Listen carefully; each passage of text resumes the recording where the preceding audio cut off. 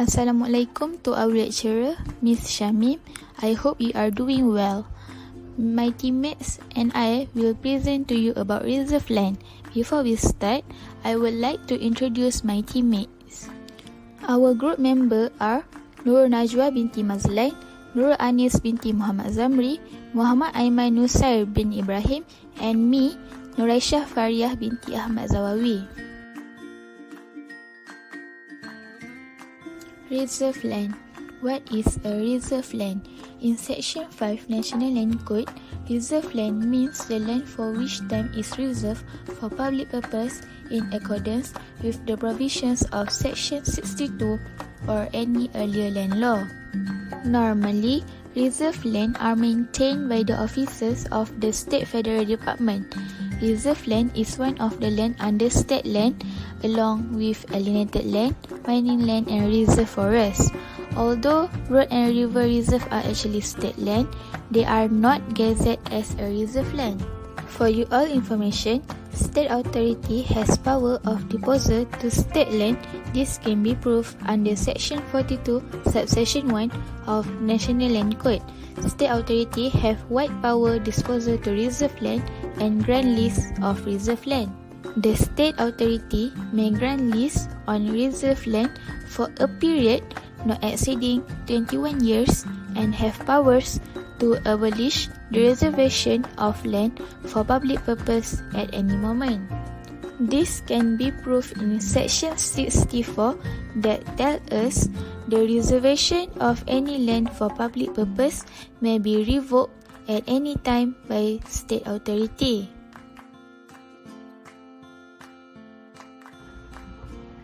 This is the fact of the case that we will study before for our assignment, which is the plaintiff is Kirubakaran A.L. Kartigetsu versus State Secretary of Selangor and oath and another appeal as a defendant.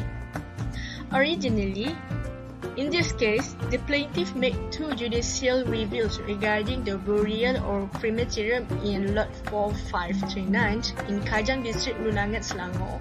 However, the two judicial reviews related to the two matters, which is the first one is the declaration of the use of Lot 4539 in the Gazette Notification Number 1183 on 15 February 1928, which was initially reserved for the purpose of extinguishing and burning the body of the Kajang Hindu community, later amended by the authorities in Gazette Notification Number 1151 on 21 June 2014 for purpose of exile non-Muslims, and again in letter dated 13 April 2017 on Gazette Notification Number 1057 was moved to the Hindu Community Cemetery, while the second matter in this case is the community application for further planning permission for development on Lot 4539,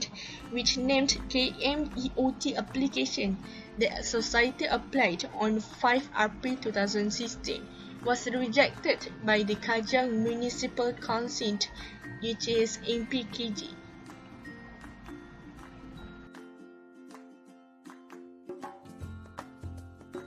In this situation, actually 3 individuals have been named as trustees on behalf of the Kajang Hindu community to maintain reserved on Lot 4539, but as the original trustee passed away several years ago, only 2 individuals have been named as trustees, namely Matupalani Pillai, son of Ramasamy Pillai, and Tambu, son of Velu Pillai. However, the applicant did not have further information on the original trustee as well as detailed information and evidence indicating that the community maintained the land clearing was a Hindu cemetery and that the burial site was appointed as a replacement for the original trustee with the approval of the state authorities.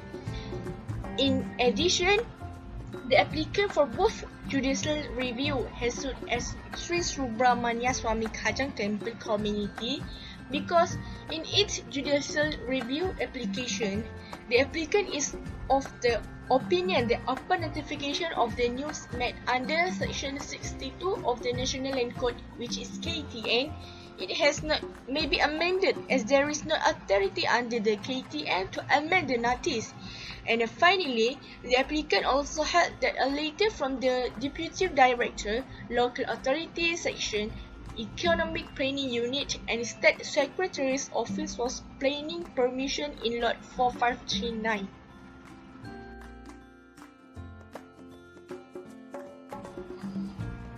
However, lawyer on behalf of the MPKJ argued that this judicial review application was not appropriate and abusive court process. This was due to the fact that no one could deny that even though Lot 4539 was reserved for public purpose as a non-Islamic asal, the land remained under the control of the Selangor state government and not the temple community duty to control the land. The community's role is the land was simply to maintain Lot 4539 for public purpose enriched in the notification. In addition, it is disclosed in 24 subsection 3 that any extension shall be at the discretion of the local planning authority and no evidence showing the Menteri Besar of Selangor or State Secretary as the authority to give planning permission at Lot 4539 or written consent to the community to carry out the project. As enlightened, a letter issued to convey the decision of the Islamic Affairs Committee for planning permission and not to convey the consent of the state authority. Other than that, the MPKJ also stated that the reserve status for Lot 4539 did not give any position to the community to make the application other than as the residents of the land. Last but not least, court found that there was no evidence of the respondent to do any misuse of power or make an irrational decision, and court not to do judicial review as the decisions made by the respondent do not bring illegal witnesses in the law. And lastly, the court held that this case is dismissing both the judicial review application with cause. Assalamualaikum and hi, my name is Nurul Najwa. I will give an explanation about court decision for our case. The ruling by a judge that one or more of the causes of action of the plaintiff lawsuit is terminated at that point without further evidence or testimony. This judgment may be made before, during, or at the end of trial, where the judge become convinced that the plaintiff has not and cannot prove it case. This can be based on the complaint failing to allege a cause of action, on a motion for summary judgment, a plaintiff opening statement of what will be proved, or on some development in this evidence by either side which bar judgment for the plaintiff. The judge may dismiss on his own or upon motion by the defendant. The plaintiff may voluntarily dismiss a cause of action before during the trial if the case is settled. If it is not provable or trial strategy dictates getting rid of a weak claim, a defendant may dismiss from a lawsuit.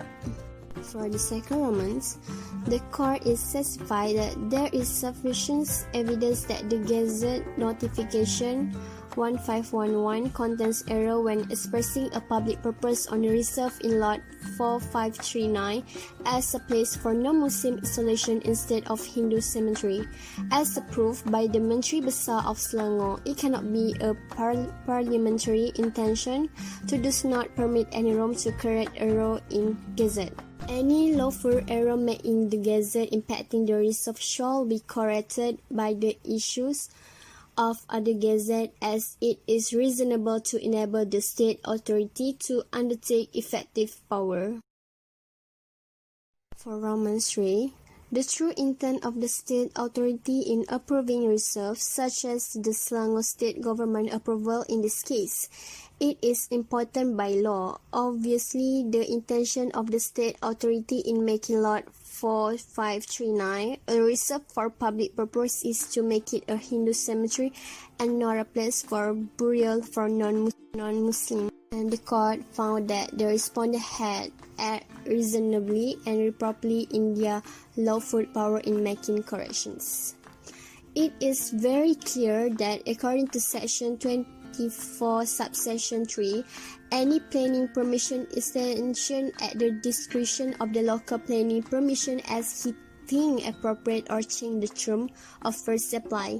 It is not to be said that the applicant for the extension of the troop planning will be approved without condition as debated by the applicant. Lot 4539 is state reserve land and all properties in all states shall be located on the state authority only. The power of the state government in state property is only by a state government officer authorized to perform it through a delegation.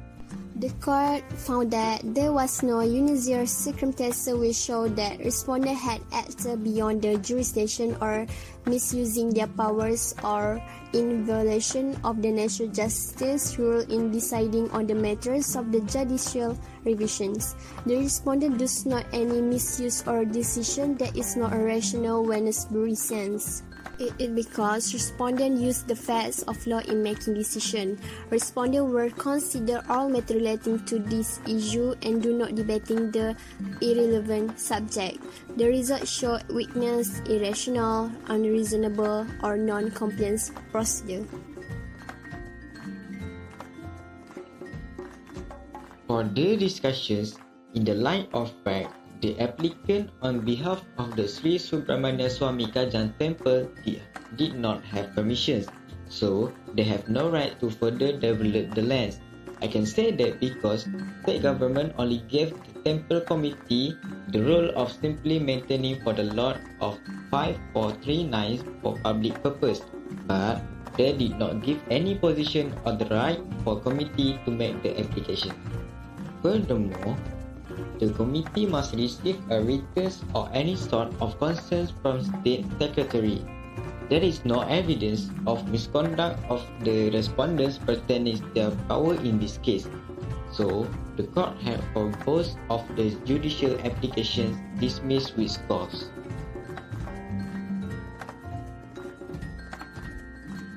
Based on these conclusions, we can see that law is one of the very powerful instruments to have a better civilization in our society. I can say that because it is very concise on wrongs and rights. Other than that, law can also bring more awareness in our society in order to make sure that we have a very regulated environment and also provide a very protected life. For our information, there are 4 concepts and one of it is reserve land, which are not strictly owned by the plaintiff but are held for plaintiff by the defendant itself. It provides that the state authority has wide power of disposal, which are divided into 2 alienations and other than alienations. And last, the last word from us is all the conditions are met as we can see in the slides. The case is overruled. That's all from us. Thank you.